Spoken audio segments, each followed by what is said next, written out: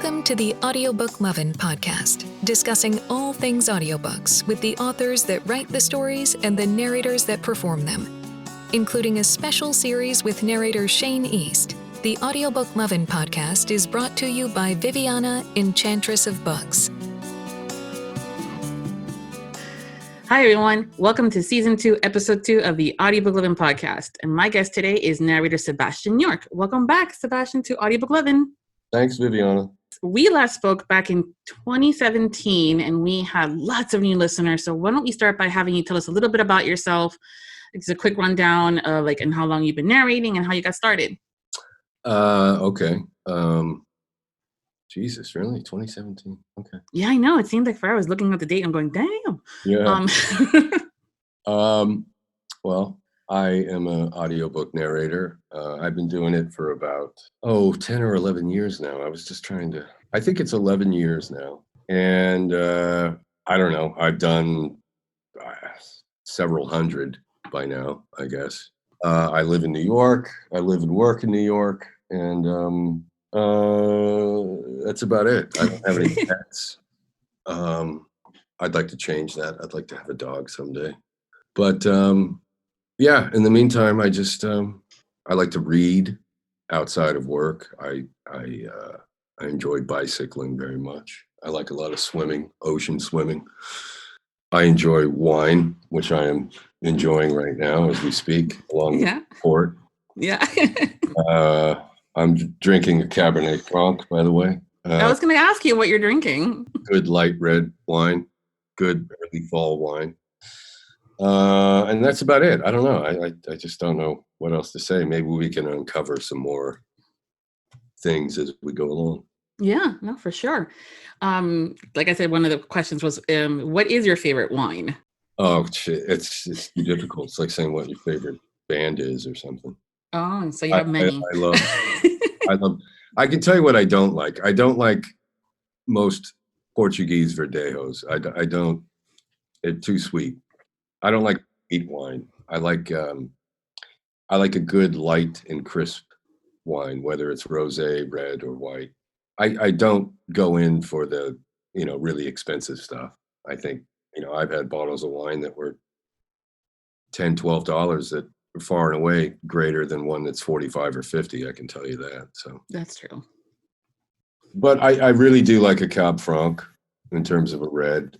In terms of a white, I like I guess I like the Sicilian whites, the Catoratos, the Grillos, things like that. Cool. And rosés are just, across the board good, And I do like a lot of these, natural wines and pet nats and unfiltered things as well. Cool. I love it all, really. I just love, it really just boils down to the grape. So okay. Yeah. Well, that's good to know. Anytime we have you over for dinner, I'll have my options for you. Oh, well, I can help you out. Thanks. Exactly. I'm always looking for 2 or 3 to bring. Mm-hmm. Yeah. So you mentioned that you would want to have a dog. I have a few. What kind of dog would you like to get? You have a few. What's a few? Yeah, the few. 5. You have 5 dogs. Yes, I have 5 dogs. All ranging in size? Yes, all rescued. And so I have Raven's a pug, and she's our oldest right now. And then we have 2 pit mixes. So they're about 65 pounds, 45. Yeah. And then who was that? Yeah. No, that's Mocha. She recently had knee surgery, so I have to keep her in a crate because she's not supposed to be jumping on anything. And her favorite spot is on the couch. I see. Yeah. Yes. She loves lounging on the couch. And she just looks at you. I'm like, no, surgery. So, she's one of the pit mixes. And then we have Atticus is the recent addition. Atticus, yes. He's a little Chihuahua mix that was brought over from Puerto Rico after the hurricanes and stuff that they were having. So it's a rescue from there. And yeah, took me a couple of days to figure out a name for him, but he was fun. Well, Atticus, Puerto Rican. Yeah, makes perfect sense. No, stop. I'm big on naming them personality-wise. So what kind of dog would you like to get? I think a pit. I had nothing but great experience with pit bulls. Yeah. I love them to death. I mean, and I've actually, I've had friends over the years who have rescued actual former fight dogs. And, it's a little, they're a little wary, understandably at first. And, but the love always wins out with pits, in my experience. They really are the most loving dogs. And They don't get that they're 65 or 45 or heavier. They swear that they're little Chihuahua dogs. yeah. Yeah. And I just love that,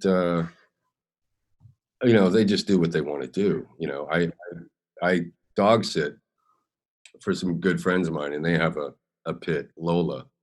Mm-hmm. And she's this black pitty. She's probably about, I don't know, 35, 40 pounds or something. And, on a hot summer day, I'll be walking her and there's a nice, there's a hydrant going or something like that. She'll just plop right down and say, no, we're not going anywhere. I'm cool. Yeah. Yeah. They can be stubborn. Mm-hmm. Very passionate, I say. Yeah. I mean, but God, they just love you to death. They do.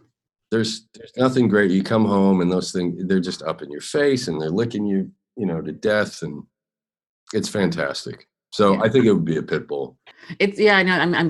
It's sad that they have such a bad rep, and it comes down in society because it's all about the humans and not about the dog.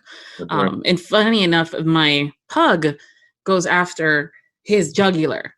So Napoleon syndrome, I guess. But yeah, it's just one of those things. Same thing with a Yorkie. He wants to play and he's going after him, and the pit mixes are looking at me like, "Do you want to take care of this, Mom, before I have to do something?" And I'm like, "Guys, stop it." Yeah. That's true.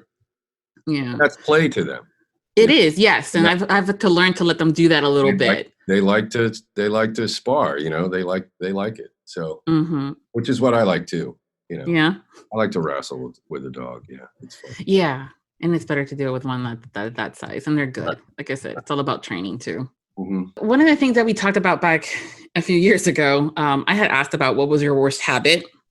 And that's a question that I sometimes get when people listen to it. And you had said that it was Mindy. Oh. So now.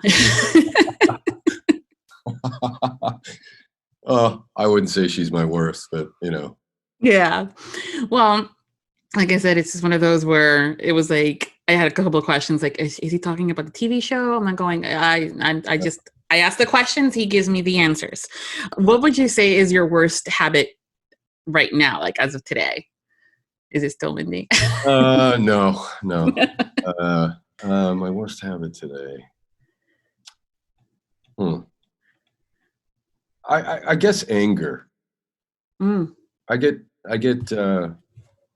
really pissed off sometimes, and just because of what's transpired in the last several months, whether it's political or societal, or I just get really angry with.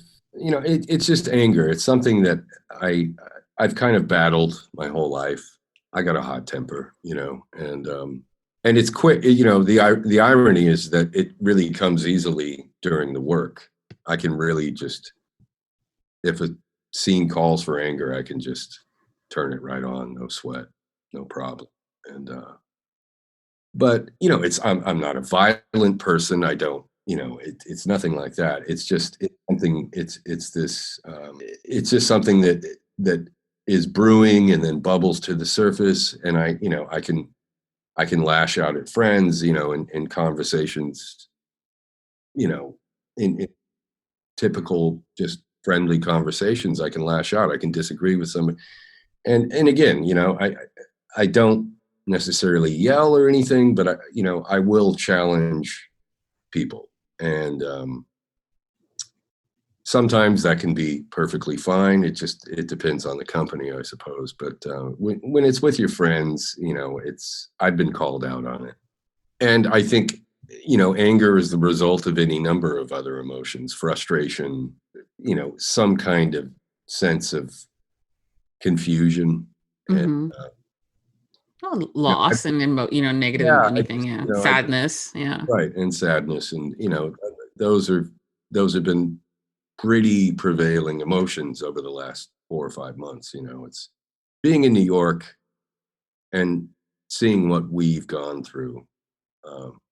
and being so close to it in certain respects as just, and then I see the way the federal government has reacted and the fallout and, you know, its approach to some reasonable understanding, let alone a handling of it. Just really, it can still just really piss me off. I just, you know, I think it's just a bad situation. And, you know, like so many other people, I got to take a break from the news for 2 or 3 day stretches, you know. Yeah, I think it's something that we've all had to figure out how to handle and find our happy places and disconnect. And I know a lot of friends have sometimes just done little hiatuses away from social media, which you don't have any, so you don't have that issue. No, but I have what's worse. It's called the news. News, yeah. No, I hear you. See, I stream everything, so I don't have what the regular TV is, and so I have to purposely go seek it out. No, I mean, I want to hear. So. I don't have TV either. I just, everything is online, or I still pick up a newspaper an actual physical hard copy newspaper. Nice. So what do you do to find that happiness on those days that you're going, you know? Well, we did mention wine. Wine is wine. Got it. I take a lot of bike rides. Any kind of exercise. I like to walk a lot as well. I'll put on some headphones and I'll just listen to music that I really like, or I'll just stay at home and I'll put on some music. I like having nice dinners with my lady. You know, we like to cook a lot, and so that helps a lot. And she and I we talk, and we'll converse about certain things, and that always helps a lot. And then there's friends. You know, I can find a lot of compassion and a lot of simpatico among my friends, despite that earlier, you know. Nobody ever gets, you know, it's ha ha ha, there he goes again, you know. But yeah, I just turn off the world. You know, you got to tune it out. And I do it through music, I do it through a book, I'll do it, you know, like I said, I'll walk, I'll take a bike ride and just exercise it out, you know. Yeah. ER and XOR. Got it. So you cook? Oh, yeah. What do you love to cook? Like, what's your favorite dish? I make a lot of pasta. I make a lot of meats. I make a lot of Asian things. Just a lot of grains, a lot of meat, a lot of vegetables. It's a very balanced diet, Viviana. Yeah. It's going to be like very manly. No, I can't.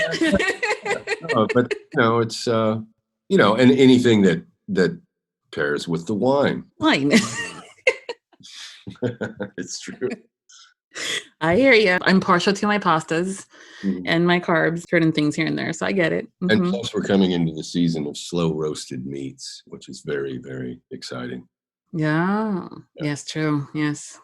Cooler weather, more stews. Yeah. Are you still making your world famous peanut butter and jelly sandwich with pickles on the side? Yes. Yes, I am. It's a great snack. It's a booster, as they say. I need a boost. And I know that there's a variation of that one where you have it's a peanut butter sandwich with white onions. Oh yeah. It's really good. Peanut butter and white onions. It's delicious. I've yet to try that. Yeah. Have it with the seeded roll too. Oh, okay.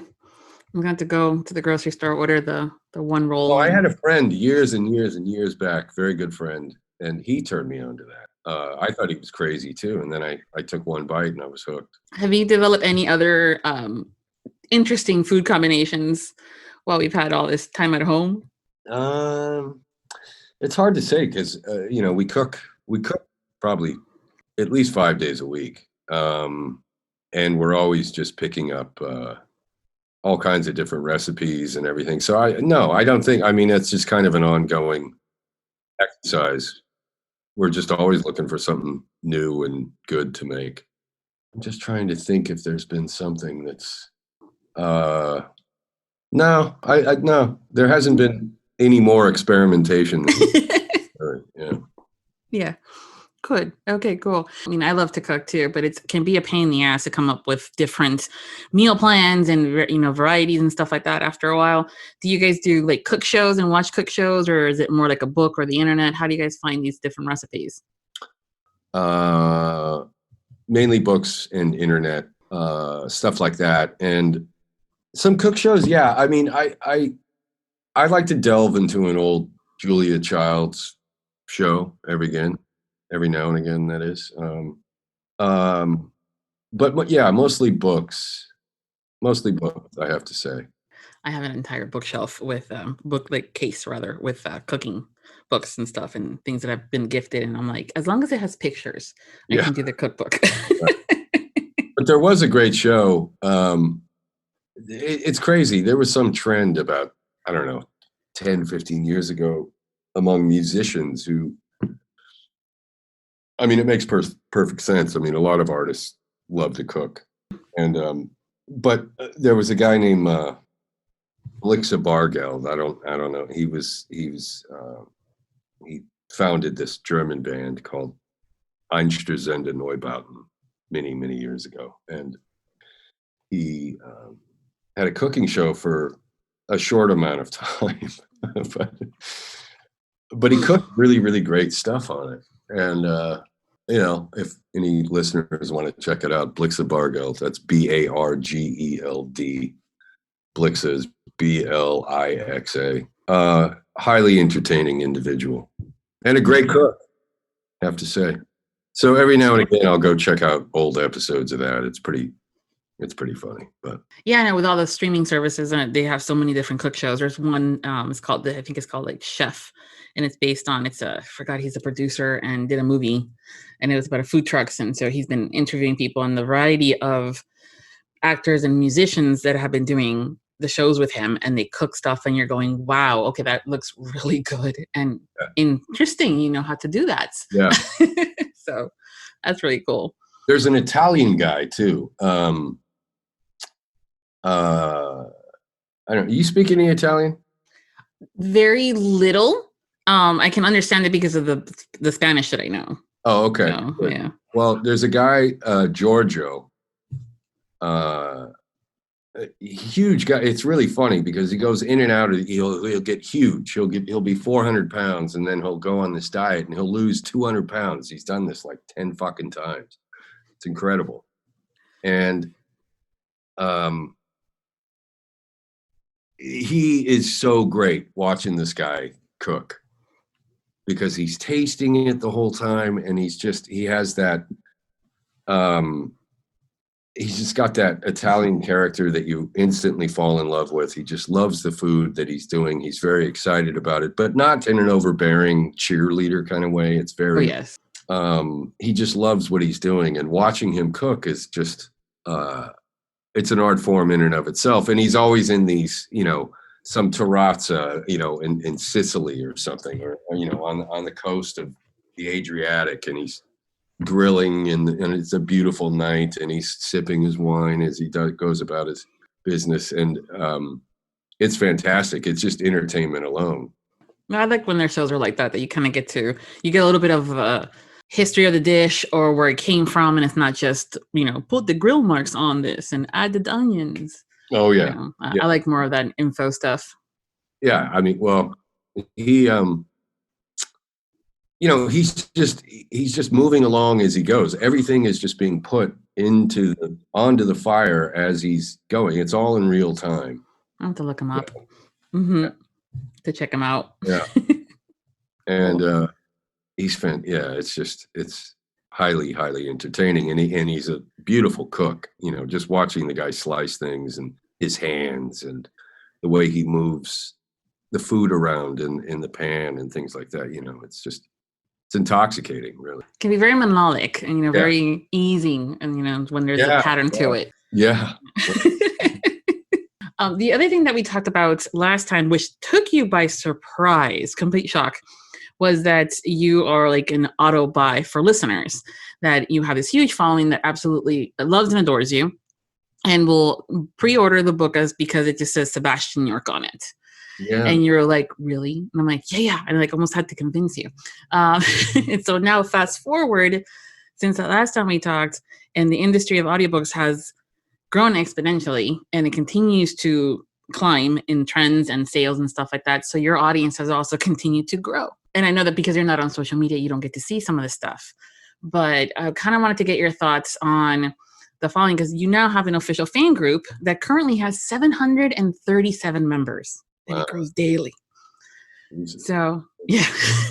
And they are a great community, and they're a great group. And I have Mendy, who helps run that, and she is on top of everything. Does Trivia Tuesdays, and they talk about your books and your performance, and just kind of want to get your thoughts on that whole, going a few years ago, we're like, wow, okay, I have auto buys, and now I'm like, okay, cool, now I have an official fan group. It's always kind of startling because of that lack of social media presence. I mean, just today, Andy texted me, Andy Arndt, and there was a big video banner on the side of this building. It wasn't Times Square, but it was kind of close enough. It was over by Penn Station. It was this huge thing for the anti-boyfriend award. And it's this big, huge billboard, seems like it's 10 stories high or something. So, she texted and said, hey, not bad or something. Yeah, I just got into it because I needed the work. I don't know, maybe this is something we talked about last time as well, but something I'd always wanted to do. And it really just fell in my lap in a way that I wasn't expecting, in a very serendipitous way. And, quite honestly, I was broke at the time. I was as broke as I was, when I was 20, 21 years old or something like that. And I met a guy named Ethan Donaldson, and he said, you have a voice for this, and one thing and another. And so we got the ball rolling, and we made a reel. And then it somehow landed in the hands of a few people, namely Louisa Solomon at Simon & Schuster, and it went from there. And it wasn't by any means a steamrolling kind of event. It took a couple of years, I guess. And then after, what was it, Tangled, I guess. Yes. Things really started ballooning in a way that I could commit myself full time to it. But it was just something I wanted to do. I loved to do it. I used to read out loud to my mother when I was a kid, and it was just something that I felt like I could do, and had certainly, I don't know about a talent, but certainly an inclination for it. And it's to me, it's work. And I'm in that rare group of people walking the earth, literally, that actually love their work. I all know people who are just, I think you and I can remember you and I talking about it. Yeah. You're just waiting, you're biding time. Yeah. Counting off the days through the years. And I certainly know what the hell that is like. I really do. And I don't want to say, I mean, there's luck involved in any kind of success in entertainment, whatever it happens to be. Luck is always in the game, but I never take it for granted. And I know that, when you achieve a certain level, the hardest thing is to stay there. You can't rest on your laurels. And at the same time, there's a simultaneous need that I feel, or an instinct that says, don't ever forget where you came from either. So those kinds of things come into play every book that I do. And, it's the kind of thing that it will get me to go back and say, that was 80% good, go back and get 100, so I'll go back and I'll redo the line or the paragraph or whatever the case may be, just because, I don't ever want to take any of this for granted. I really don't, because it's enabled a life and a lifestyle. And, you know, I'm not fucking rich by any means. I'm not flying off in helicopters or. No, just your characters. Just the characters. Yeah. Yeah. Right. But, you know, it allows me to do other things that I'm very much interested in and love just as much to do. And, you know, it's a really charmed life. And, you know, I ate a lot of shit to get here. You know, this is a whole nother program. I mean, I can tell you of any number of other jobs and life experiences, but, you know, it's just, this is the payoff, and I'm very, very grateful for it. I really am. You know, I'm doing something that I absolutely love to do. Well, your listeners also love what you do. One of the things that a lot of your fans say is that when they know that you're narrating a book, it's going to be good because you give 110% of yourself, and that you always put the max effort behind it. And so they know it's going to be performed in a way that they're going to enjoy it. Well, I've read other things where people say the exact opposite. Well, it's, you know, it's an opinion. We all have one, and we can't make everybody happy. But yeah, but 737 people absolutely love and adore you. Believe me, I'll take it. That's fantastic. No, but I was good. You know, I mean, even though I like reading the bad reviews, because that keeps, you know, keeps fire under your bum. It really does. And sometimes people don't know what the hell they're talking about. I mean, I'll be honest. They're coming at it from a perspective that's just, I mean, they don't know the work. They listen to, say, hundreds of audiobooks a year, but I still get the impression that they don't understand that it's really all a matter of taste. Oh yeah, exactly. And, but then there are other people who really have very cogent and incisive things to say, and I pay attention to that. I really do, and it knocks around in your head for quite some time. Believe me. So. No, I think it's important. Feedback, as long as it's constructive, is always good. You know, I listen to some of the reviews sometimes of the podcast, and they're like, she laughs a lot. I'm like, well, yeah, I do. Sorry, I'm happy. And hello, I'm talking to you guys. Of course, I'm going to laugh and have a good time. But I'm also one of those things where I edit some of that stuff out now, just to not be too giggly and things like that. So, there's always an element. Yeah, I know what you mean. So it's just one of those that I know that it can't please anybody and everybody. And at the end of the day, it's as long as you do what you love and that you're enjoying it, that's what counts. And the listeners is the same thing. We tell them when they haven't, like when they didn't really like something, we're like, well, you know what, you may not have been in the mood that day for that topic or that, you know, that performance, or it may have been something different. But I know that they've tried a lot of new books because the listeners are more now narrator motivated. Yeah. So they will try a brand new to them author, whether they've been around for hundreds of years or they just got off the indie author book bus, because you're narrating it, because they trust you and they like how you do things. Well, so that's, you know, that's always cool. I'm very, very happy to hear that and very flattered. So yeah, thank you. Of course.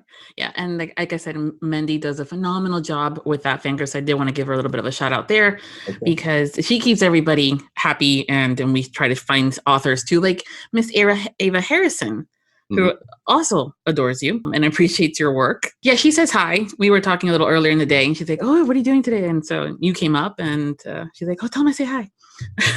Hi, Ava. Yeah. Hello back. One of the questions I did have is, when it comes down to series and books and working with the authors, and sometimes they're standalone, but they're still part of the same world. Yeah. Do you like working in those kind of series and books where you it's a different character and everything, but it's still within the same world? Yeah, I actually, I prefer a standalone series. Standalone just because you get, you have more time invested in it, and you have more, the characters right there. Which is to say, it goes from A to Z in one book. And I prefer that. And, you know, with series, it's difficult because you know, if you're working all of the time, things begin to get scrambled, you know, and it's hard to go back. Andy and I, you know, joke about it all the time. It's just, oh, Jesus, wait, he's who? What? You know, go back and forth and, you know, with, even with other narrators as well. But which isn't to say that I haven't done some great series, but I do like a standalone. You know, I do like getting in and out, and hopefully it's a really great story. You know, and I read cold, so that's another thing that I prefer. You know, I like. You know, I've said this before. I like being as surprised as a listener may be, or wondering where the hell things are going to go, because that plays into a performance as well. Yes. I don't know any more than a listener does. Because if once the finished product is there, I'm reading it cold, so I'm basically on the same. It's a more level playing field to my mind if you're there with the listener simultaneously, as it were. Yeah. No, for sure. So I find it's a lot more cut and dried, and it's a lot more. I think the narrative can be stronger. It's not always the case, but the narrative is stronger. It's tighter. It's more cogent, and the story is much more firmly in place, and you can move through it with that assurance. What about working with authors? I mean, I know that sometimes they reach out to you directly or they'll through the publishing houses. Do you remember all your clients and your authors that you've worked with, and you're going, oh, this is like, and I'm going to say like Ava, because I have her in my head right now. Do you kind of go, oh, okay, cool, this is going to be a good story because Ava wrote it, or stuff like that? I mean, do you remember them, or is it one of those things like, is this the one with the helicopter and the billionaire? Because you have done so many books. Yeah, I mean, C.D. Reese is always great. Ava's always good. I like Julia Kent stuff. She's very funny. People like that. Yeah. So you definitely, I mean, there's, it's not so much name recognition in terms of their sales, but there's writers upon whom you can rely to supply, a good story. It's good writing, and it's never over embellished. It's never, treacly or over romantic or anything like that. I like the writers who keep a nice, strong hold on reality. When it comes down to these stories, are there particular scenes that you really love to narrate? Is it like when they're funny, or is it more in that banter conversation? Like, what stands out? Like, what do you love? That's the one that stands out, is when it's funny. I like a writer with a good sense of humor, who knows how to write humor, who knows how to capture, again, a very realistic approach, even within a fictional characters. And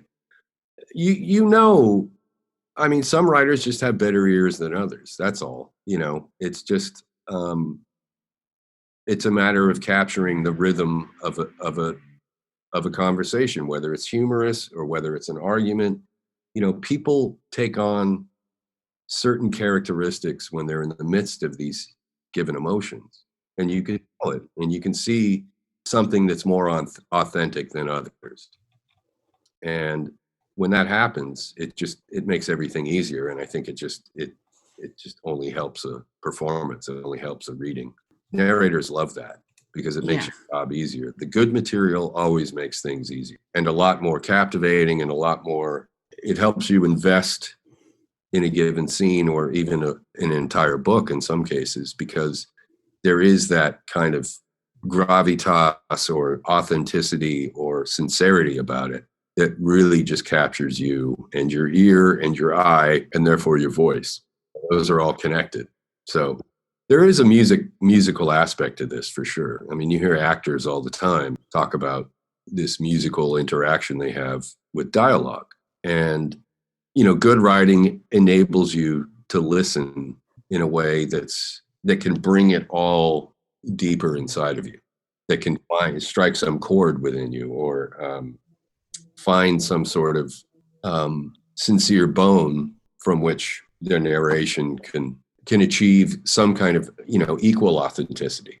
So it begins and ends with the writing, really. It really does. I've had encounters. I did a book right around the time of I'm sorry, I can't think of the title of it right now, but this was at a time in which a lot of narrators couldn't work because studios had shut down, and they don't have home studios. They don't have a home booth. So I picked up 2 or 3 jobs in that way, and I felt awful about it, but and I reached out to the other narrators and tried to help out in some way, give them tips on how to build a home booth, or, just saying, are you okay with this? And, but there was one of those books was, it's about this kid, young guy.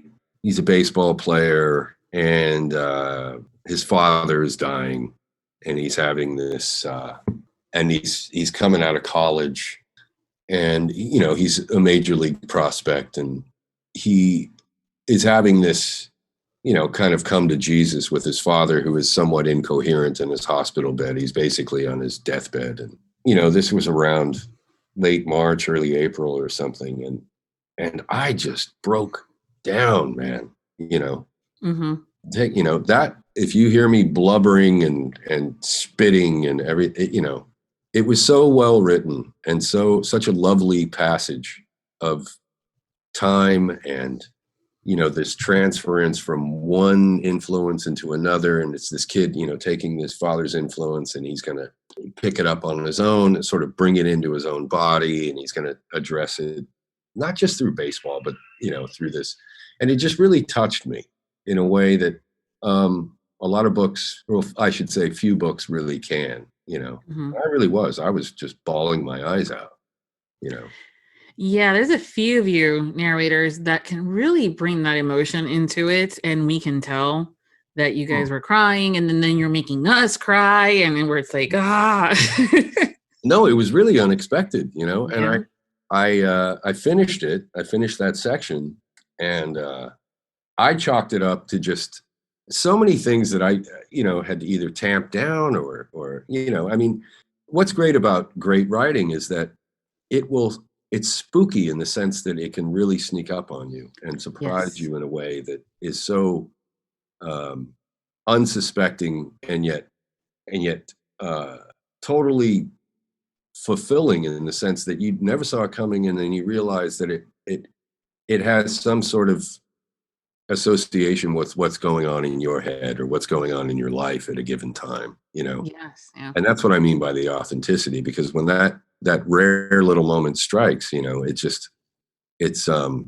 it's very revealing. It's not easy to get through, because you do recognize it as it's happening. All of these associations are firing away in your brain, even as you're reading these words. And so I don't know what to say after that. It's Well, I think it's the idea that the words can be as powerful to bring up an emotion, whether it's the sad in one, or the favorite memory. Sometimes that happens when they're describing something, or it takes place in a city or a restaurant that you used to go to when you were a kid, and you remember something fun happening. It's when they can evoke some form of emotion inside you that you don't expect. right. It's Because it's supposed to be a romantic comedy, for God's sakes, right? no, yeah. I mean, there is that element, but it's just, it's just great. Great writing will surprise you. Really good, great writing will surprise you, and it'll bring up moments and events and circumstances which you just don't see coming, and then they pull it off in a way that just really makes it. If you're a teenager, it's just nobody knows that book like you do. That kind of event. Yeah. Of course, as you grow older, you think, Jesus, I never knew that, or you never suspected. I shouldn't say you never knew, but you never suspected that something could grab hold of you in such a gripping and sincere way that it alters your performance for the better. Always for the better. So when you recognize that, you really just got to go full bore. I mean, my finger was kind of hovering over the pause button a couple of times, and I just said, "Fuck it." You got to keep. That was another. You're kind of battling with yourself as things, good or bad. There's always. I don't want to say a little voice. It's an instinct, I would say. To me, that's more. It's more of a. It's less intellectual than it is, visceral, I suppose.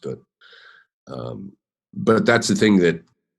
I guess that's it. I mean, if a piece of writing can tap into your guts as opposed to your brain, your heart is part of your guts. It's part of your. Yeah, if it can resonate some form of emotion. If you can really touch that, then that's the best. That's the best you can hope for.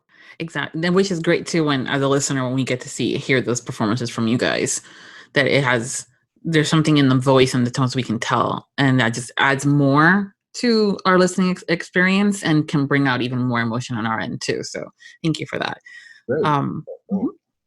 But we're also human and we all make mistakes. And there's sometimes when we're doing things at our jobs that we make a mistake and we laugh. So for you guys, your mistakes are kind of recorded. What's been the funniest error that you've made while recording? Well, this is actually a good story. This is a few years back. I was doing one of those awful books, and which we all do.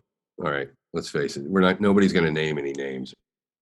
There's something called alt, which stands for alternate. So when you're recording and you come across typos all the time, and so you'll read a line that you know has a grammatical typo or some sort of typographical error, you read it as it is, and then you say alt, and you read it in a more correct grammatical fashion, right?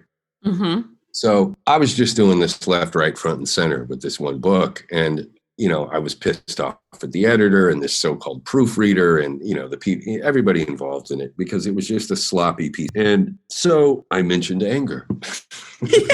I know. I was going to be like, okay. So I didn't realize that I had kept the play button running, and I didn't dub it or punch and record. I didn't go back. I didn't necessarily throw a tantrum, but I was just, Jesus Christ, this one fucking thing, it's always this one word, just this monologue you have with yourself, Yes. And I thought I had covered it up. And so I sent off the book, and the editor, to have fun, sends back this quote via email. And I didn't know what he was talking about. And then he sends a piece of the track back, and it's got this whole monologue of mine in there, fuck, you fuck, how can you, one thing and another, just this tirade, F-bombs all over the joint. And it was really funny though. And so it was really funny. I mean, because he gathered, he knew what was going on, and so he never would have done it otherwise. And so, that wasn't so much embarrassing, but you asked if there were embarrassing moments? No. Well, because we have the romantic comedies, and then we have a lot of sometimes where there's some funny scenes, where there's some funny banter. And so I know sometimes there's moments where there's a line that sometimes you can't get through, or it's just so catch, especially you reading it cold, it could kind of catch you off guard that was going to be the pum, right. Line kind of a thing. Good and bad. Yeah, good and bad, yes. Like I remember, I think it was a Julia Kent book, and she had there was, as is typical of her, she's got like 25 characters, you got to supply voices for everybody, and there were these two old ladies, and, these were these just highly sexed old ladies. And there was a line in it. I can't quite remember. I don't want to say it because it has to be right. And I just kept stumbling over it and stumbling over it and stumbling over it. And finally, because you make a pass, sometimes you have to stop and just hit record and do the line, stop again, go back and listen to it. Mm-hmm. And which is called punch and roll technique, which we can get into later. Otherwise, it's just technical. Yeah. But and I was just laughing through the whole thing, and it kind of worked. I felt at one point, one of these passes felt like, oh, well, it could work. She could be saying that while she's laughing. And so I let it ride, and I guess a month or two went by, and it wasn't her who got into. Maybe it was Andy or somebody else just said, "Man, that line. How did you do that line?" And I said, "It's because I was fucking it up for 20 times. I had to just settle on something, Yeah. And I just, I like to keep moving, so I wasn't going to just sit on it for a day. And I like to just keep plowing ahead. So I'd spend enough time on it as is, and I picked the best that I thought was hopefully the best. And when another narrator contacts you and says, that was really great, how, what the hell was that all about? That's always a nice compliment. Yes. Yeah. I think one of the moments that I always laughed when I first heard you many, many years ago was when I picked up Lauren Blakely's full package, which we've discussed before, that whole Bath and Body Works, or Bath and Beyond scene rather. Oh, And yeah. Yeah. And yeah, so that's still one of those like, oh yeah, that scene is still cracks me up. So it's always good to hear that you guys also laugh in places where it's supposed to be funny. And it's just something you don't expect from her. And she just, there's this kind of antagonistic, streak. And I think I brought it up with her, I said, you got to bring out more of the dark every now and again. That was the best writing you've ever done. So yeah, my mind, but because Bed Bath & Beyond, yeah. We'll have that experience. I think it's also relatable. I mean, we all have those moments where we're having to go shopping with somebody and we don't feel like it and stuff. And it was one of those moments where it's just so real. Going into the parking lot and pissing on each other, No, really. I mean, no. There's some stores. I know. I get it. I know that I have to butter up and give them good food or something if I need to go to a particular store that I know they're not going to want to go to. So right. They get, and then they're like, oh, fine. You did give me nice steaks or a good ice cream or something. I'm like, yes. Yeah. So just suck it up, Buttercup, for a second. Yeah. You got steak out of it. So I know that you guys get cast and then you receive the script, you get, things get scheduled for when you're going to be record, and then you're done and you're basically done. There's nothing else for you guys to do. And many times you guys don't even know when these books are going to come out. Right. And be released and stuff. And now, especially lately, I don't think anybody else knows that either. ACX has been really interesting as of late with those release dates and stuff. But I do happen to know that Tarnished Empire by Eva Harrison is scheduled to come out October 13th, and that you have narrated that as well with Ava Erickson. Right. Yep. And so we actually have an exclusive audio clip from that we're going to share with our listeners. Oh, great. Good. Yeah. So we're going to insert that here. She is a huge fan of yours, like as I mentioned before, and she is really excited about this title, and a lot of listeners are excited about it. So we're going to. Ava Erickson's great too. Yes, she is. Had the pleasure of talking to her a few times too, so she's awesome. Good. Yeah. Here's an exclusive teaser of Tarnished Empire by Ava Harrison, narrated by Sebastian York and Ava Erickson. She truly is a sight to behold. Her hair is disheveled, whipping against her face. Her skin-tight white dress hides little of her small and petite frame, and its hem is a little too high, but with her hands tied, she can't do anything about it. She's feisty, I'll give her that much. And gorgeous. It's a shame she's Michael's daughter. I'd fuck her to get her out of my system, but the way she snarls at me, that will not happen. But now I know what she tastes like, so not wanting to fuck her will be a problem. I won't go there, and neither will she, but when I see her struggle against the bonds, I can't help but imagine what she would look like tied to my bed, begging me. I shake my head. There's no place for that. Come on, I say, wrapping my hand around her bicep and turning her. You must be hungry, and we have to talk. She refuses to speak. Instead, her lips are impassive, and it's actually a cute look on her. She's acting like a petulant child, throwing a tantrum and refusing to speak, but she makes it look good. Much better than most would fare under the circumstances. I would expect tears and begging, yet I find neither with this one. She's resolved in her mind that she won't talk, and to be honest, I kind of respect her for it. She may be a worthy opponent. Leading us to the deck, I pull a chair out for her when we reach the table setup. Sit, I growl, not at all liking how much I enjoy staring at her. I can't have any distractions now. So before we go, why don't you tell us a little bit what you're working on now, if you can share? Well, there's what you just mentioned, Tarnished Empire by Ava Harrison. The Boyfriend Effect, Indel Ryan. Showtime, which was that was an entertaining book. By Tana Fensky. Is that how you say her name? Fensky? Yeah, I think so. Yeah. That was a really good time, I got to say.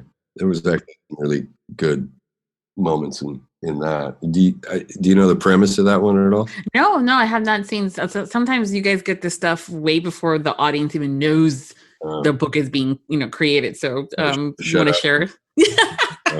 Well, there's so many books too. It could be that's already been shared, and I have no clue. Yeah. It's just about this. It's a reality TV show that takes place. This production company that's run by a family takes over an old ranch that was run by this cult in Southern California. So it's pretty fun, it just had this very interesting premises. Yes. Yeah. And that's refreshing, Yes. to have a premise like that that's just so out of left field. Thank you so much, Sebastian, for taking the time to chat with me today and returning as my guest. Appreciate you. Thank you. Thanks for having me. It's always, I love talking to you all the time.